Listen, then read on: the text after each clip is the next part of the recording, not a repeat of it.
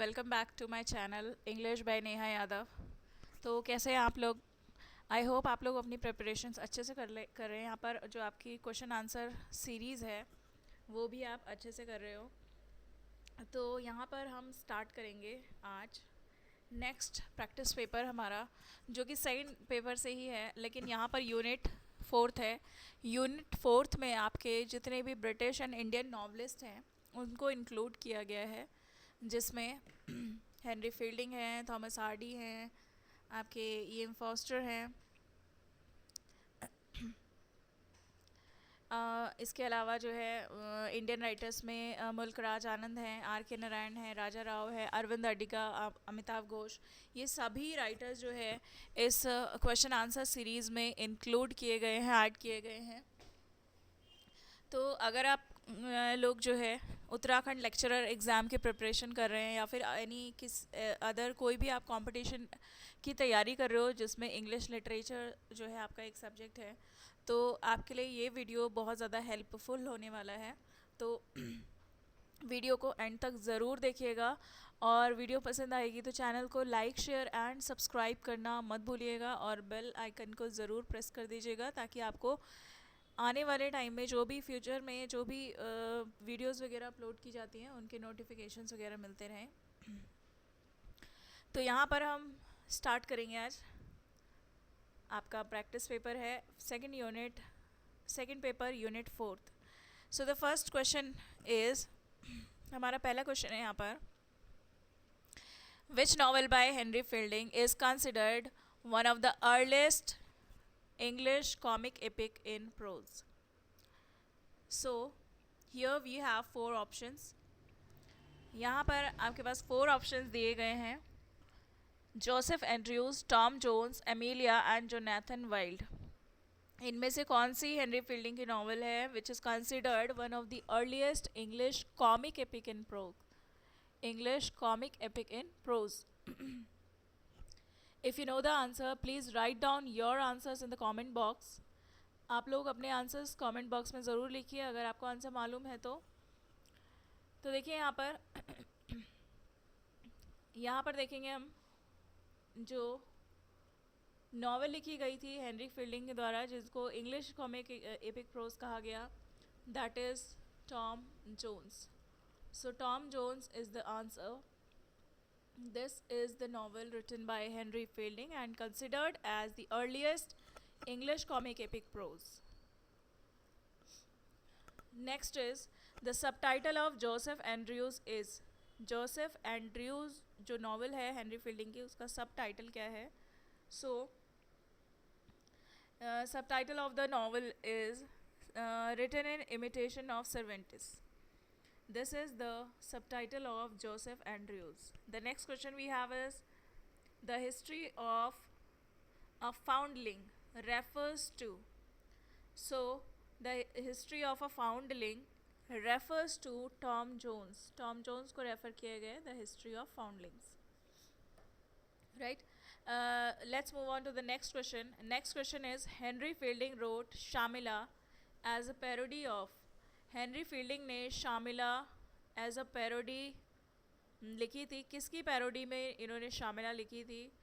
तो Samuel Richardson की एक नॉवल थी पामिला, जिसको पैराडाइज करके इन्होंने जो है शामिला लिखी थी। So the answer is Pamila. Video पसंद आ रही है? अगर वीडियो अच्छी लग रही है या फिर जो भी आपने प्रीवियस लेक्चर्स आपने अटेंड किए हैं, अगर आपको वो पसंद आए हैं तो प्लीज़ चैनल को सब्सक्राइब ज़रूर करिएगा। आपके सपोर्ट से हम जो है यहाँ तक पहुँचे हैं, और आगे भी हम इसी तरीके से इम्पॉर्टेंट क्वेश्चन आंसर सीरीज़ या फिर इम्पॉर्टेंट लेक्चर्स जो हैं एग्ज़ाम पॉइंट ऑफ व्यू से रिलेटेड, चाहे आप उत्तराखंड एग्ज़ाम की तैयारी कर रहे हैं, चाहे आप अदर कोई यूपी स्टेट की तैयारी कर रहे हैं इंग्लिश सब्जेक्ट से, या फिर आप यूजीसी नेट तक की भी इवन तैयारी कर रहे हैं अगर, तो उसमें भी ये क्वेश्चन आंसर सीरीज़ आपकी बहुत ज़्यादा हेल्पफुल होने वाली है। इसके अलावा जो लेक्चर्स हमारे वीडियो चैनल पर अपलोड किए गए हैं वो भी आपके लिए बहुत ज़्यादा इंपॉर्टेंट और हेल्पफुल होने वाले हैं।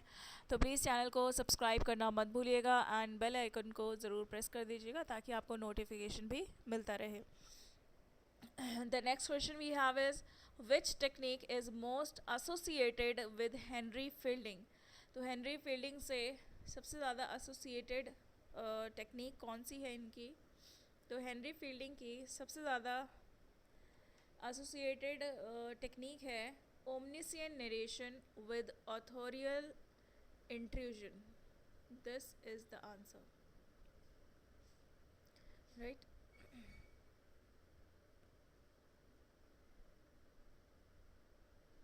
omniscient narration with authorial intrusion, this is the answer, जिसमें हेनरी फील्डिंग की मोस्ट एसोसिएटेड टेक्निक है this one. The next question we have is Thomas Hardy called his novels. Thomas Hardy ने अपनी novels को क्या कहा? तो देखिए यहाँ पर थॉमस हार्डी की जो नॉवेल्स हैं उनको कहा जाता है basically novels of character and environment. Thomas Hardy की जो नॉवेल्स हैं उनको novels of character and environment कहा जाता है. Okay, fine. The next question we have is which Hardy novel was criticised for immorality. Immorality के लिए कौन सी नॉवल को क्रिटिसाइज किया जाता है थॉमस हार्डी की? तो इमोरलिटी के लिए इनकी नॉवल क्रिटिसाइज की जाती है Tess of the d'Urbervilles. This one is the novel written by Thomas Hardy. It was criticized for immorality. The next question we have is Egdon Heath is the setting of.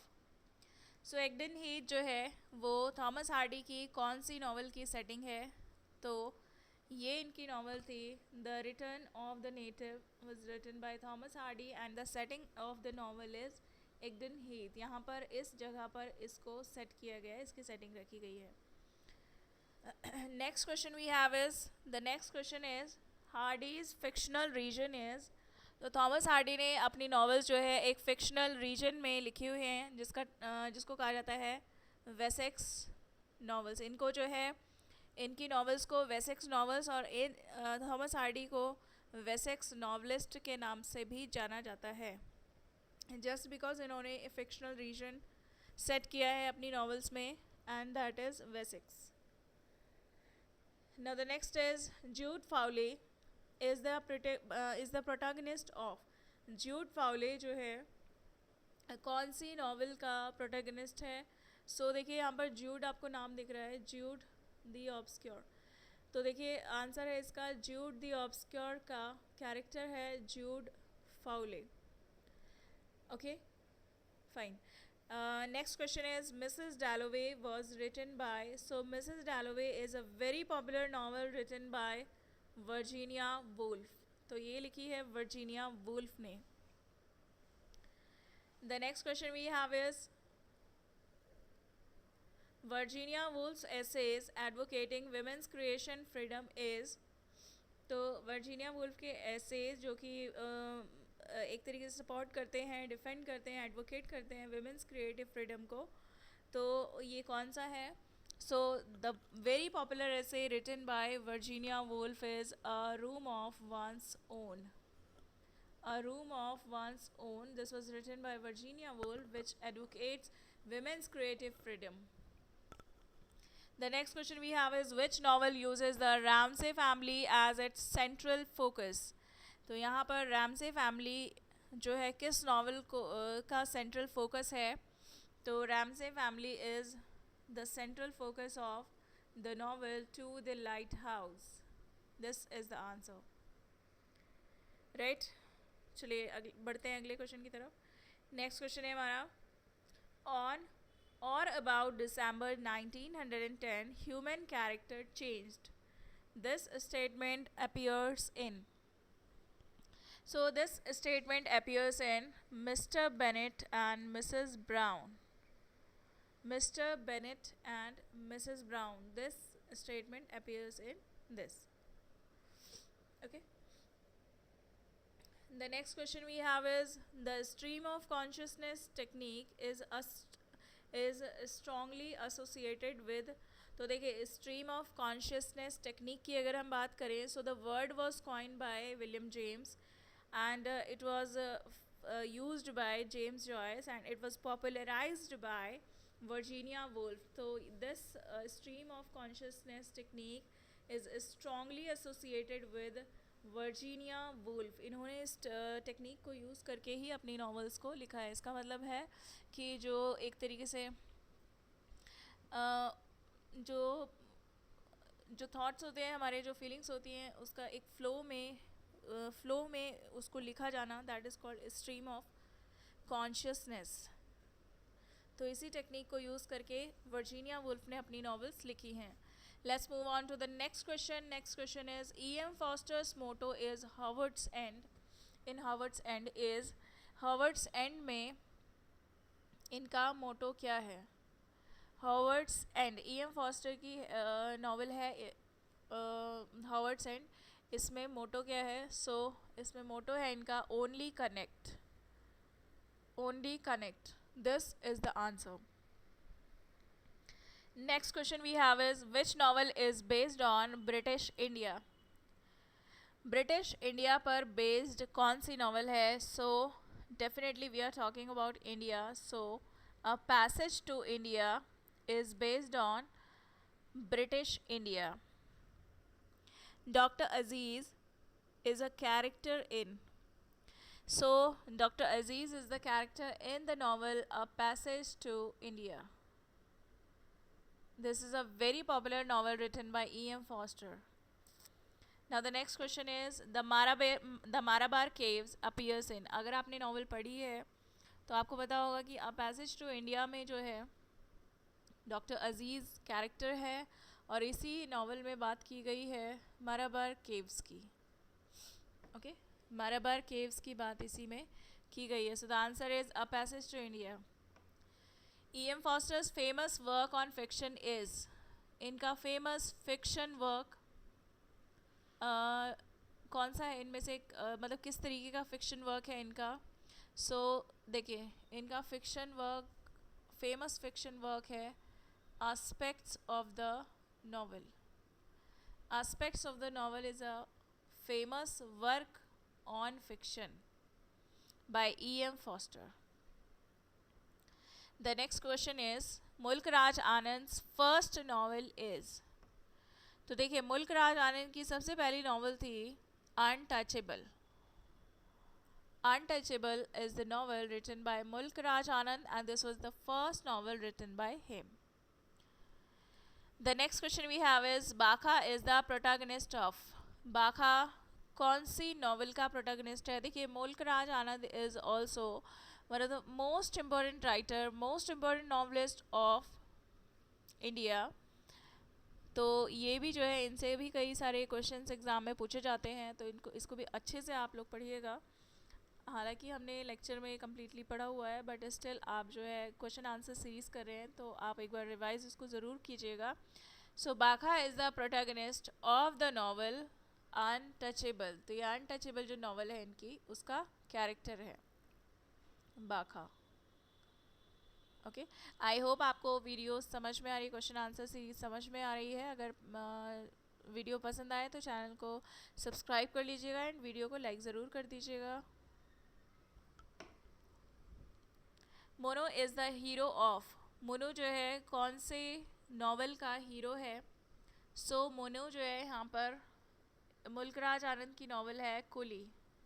Coolie का hero है Munoo. Okay, fine. Let's move on to the next question. The next question we have is, which novel exposes plantation labor exploitation? If we talk about the plantation, so plantation is related to leaves and bud. So the novel which exposes plantation labor exploitation, which appears in Mulk Raj Anand's Two Leaves and a Bud.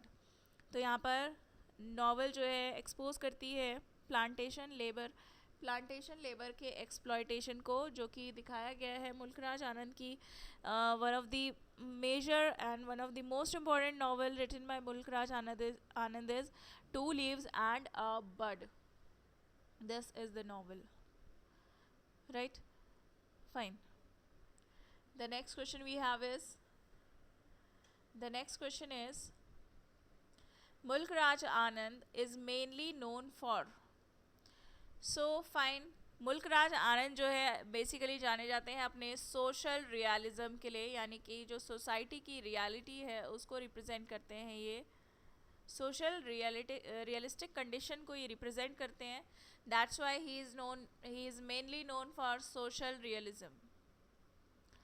Okay, next question we have is R K Narayan fictional town is. R K Narayan ने कौन से fictional town को use किया है अपनी novels में? सो the very famous artificial, or we can say that fictional town, that is Malgudi. That's why he is called the writer of Malgudi. इन्होंने Malgudi stories भी लिखी हैं एंड इन्होंने मालगुडी जो है एक फिक्शनल प्लेस है जो अपनी नॉवेल्स में इसकी सेटिंग रखी गई है. The next question is Swami is the protagonist of. तो स्वामी जो है स्वामी एंड फ्रेंड्स का प्रोटैगनिस्ट है. The next question is Raju is the protagonist of. देखिए राजू एक गाइड है और राजू जो है वो द गाइड इनकी एक नॉवल है उसका ही प्रोटैगनिस्ट है. Okay, the guide. Fine. The next question we have is which novel won the Sahitya Akademi award. साहित्य अकादमी अवार्ड जीतने वाली नॉवल इनमें से कौन सी है? So we have 4 options and please write down your answer in comment box if you know the answer. So the right answer is The Guide. The Guide is a novel written by R.K. Narayan, and this novel won the Sahitya Akademi Award. Right? Okay, fine. Let's move on to the next question. देखिए अगर आपको question answer series समझ में आ रही है, आपको question अच्छे लग रहे हैं, आप कर पा रहे हो सॉल्व इनको, और कुछ नहीं कर पा रहे हो तो आप जो है डेफिनेटली उसको कंटिन्यू रखेंगे तो आप सभी क्वेश्चन आंसर सीरीज़ को कंप्लीट कर पाएंगे. तो वीडियो को कंप्लीट एंड तक ज़रूर देखिए और वीडियो को लाइक ज़रूर कर दीजिएगा और चैनल को सब्सक्राइब करना मत भूलिएगा. Are K Narayan autobiographies. Are K Narayan की ऑटोबायोग्राफी कौन सी है इनमें से? So my days is the autobiography of R.K. Narayan. The next question is Raja Rao's Kantapura is narrated by. तो राजा राव की कांतापुरा को नरेट करने वाली व्यक्ति है Achakka. She has narrated the whole story of Kantapura. The next question is Raja Rao's preface to Kantapura discusses. राजा राव का preface Kanthapura का जो प्रीफेस उस वो किस चीज़ को डिस्कस करता है? तो इट डिस्कसेस इंडियन इंग्लिश को डिस्कस करता है. Okay, the next question we have is the serpent and the rope deals primarily with. The serpent and the rope Raja Rao की ही एक नॉवल का नाम है, तो ये किससे डील करती है? So this novel basically deals with spiritual quest यानी कि आध्यात्मिक खोज, इसके बारे में है ये novel. So this is the answer. The next question we have is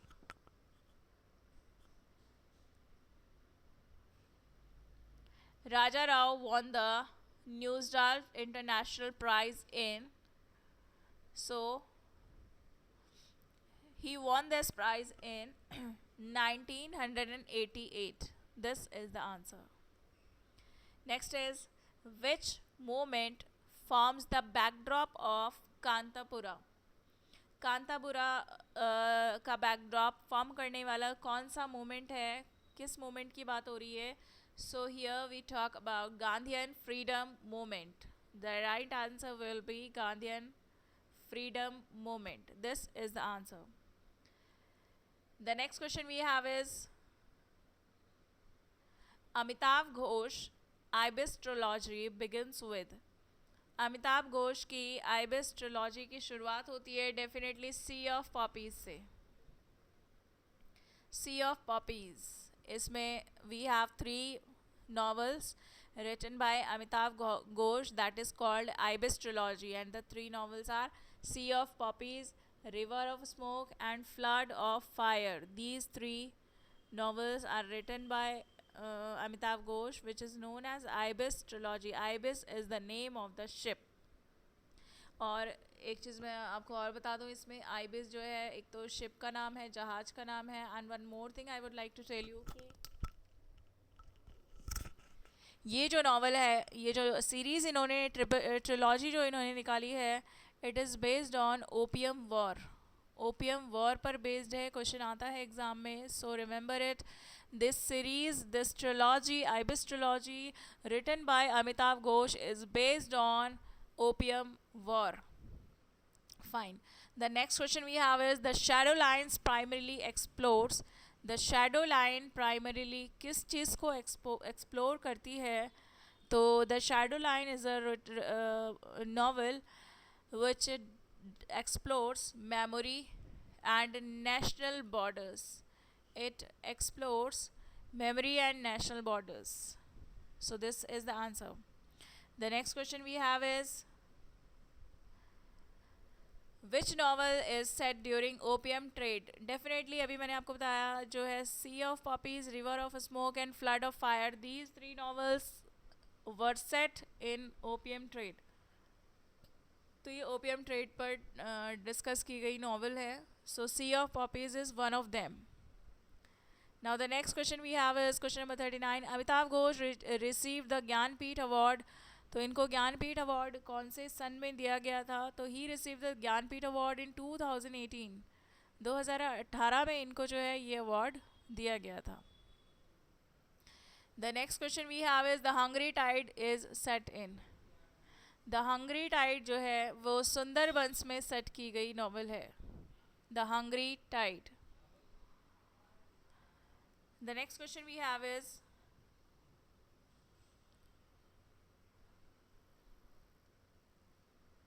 Arvind Adiga won the Booker prize for. Aravind Adiga को मैन बुकर प्राइज किस चीज़ के लिए मिला था?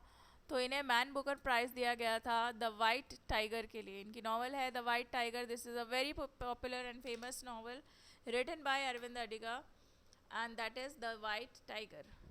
The narrator of the white tiger is, so the narrator of the white tiger is Balram Halwai. So the novel deals with the character Balram Halwai. The next question is the White Tiger is written as. White Tiger जो है किसके तौर पर लिखी गई है? Diaries entry, letters to the Chinese premier, newspaper reporters या फिर कोर्ट टेस्टिमनी। तो किस पर लिखी गई है? तो किस तरीके से लिखी गई है? So it was written as a letter to Chinese premier. Chinese premier को ये जो है लेटर फॉर्म में लिखी गई है। This is an epistolary novel. Next is which novel focuses on urban redevelopment. Urban redevelopment पर फोकस करने वाली कौन सी नॉवल है इनमें से? Amnesty, last man in the tower, selection day या फिर बिटवीन द असैसिनेशंस? कौन सी नॉवल है? So here the novel is which focuses on urban redevelopment, that is Last Man in the Tower. Last Man in the Tower which deals with urban redevelopment। जैसे कि हमने lecture में पढ़ा था, जब हमने लेक्चर इसमें पढ़ा था तो हमने देखा था कि जो बॉम्बे में जो बड़ी बड़ी बिल्डिंग्स वगैरह बनती हैं, कॉम्प्लेक्स वगैरह बनते हैं, तो वो अर्बनाइजेशन होता है जिसकी वजह से कई लोगों को अपने घर छोड़ देने पड़ते हैं, है ना। Okay, the next question we have is selection day revolves around. Selection day किसके अराउंड रिवॉल्व करती है? तो सिलेक्शन डे जो है basically it revolves around cricket. Cricket यहाँ पर जो है मेनली डिस्कस किया गया है, क्रिकेट के बारे में क्रिकेट सिलेक्शन की बात हो रही है, under 19। Match the author with the fictional setting. Thomas Hardy की फिक्शनल सेटिंग है वेसेक्स, यानी कि यहाँ पर ये वेसेक्स बी का ए का 2 हो जाएगा, यहाँ पर ए का 2। आर के नारायण की सेटिंग है यहाँ पर, तो बी का हो जाएगा 4। थॉमस हार्डी ने अगेन देखिए यहाँ पर थॉमस हार्डी 2 बार दिया गया है, तो वेसेक्स ही है यहाँ पर मुल्क राज आनंद की। मुल्क राज आनंद एक्चुअल में देखिए यहाँ पे थोड़ा सा सेटिंग थोड़ी सी जो है फिक्शनल सेटिंग थोड़ी सी गलत दी हुई है। ये मालगुडी जो है आर के नारायण की ही सेटिंग है। आर के नारायण की जो नॉवेल्स हैं वो मालगुडी में सेट की गई है। थोड़ा सा क्वेश्चन में प्रिंटिंग मिस्टेक है, so let's leave it, but मैं आपको वैसे ही बता देती हूँ कि थॉमस हार्डी की जो फिक्शनल सेटिंग है वो है आपका वेसेक्स, आर के नारायण की है मालगुडी। ओके, चलिए नेक्स्ट क्वेश्चन की तरफ बढ़ते हैं। Next question we have is who among the following is a modernist novelist. इनमें से मॉडर्निस्ट नॉवलिस्ट कौन है? So modernist novelist is Virginia Woolf. Virginia Woolf is called modernist novelist. Which pair is correctly matched? इनमें से कौन सा pair है जो करेक्टली मैच्ड है? अनटचेबल में बाखा है, द गाइड में मुनो है,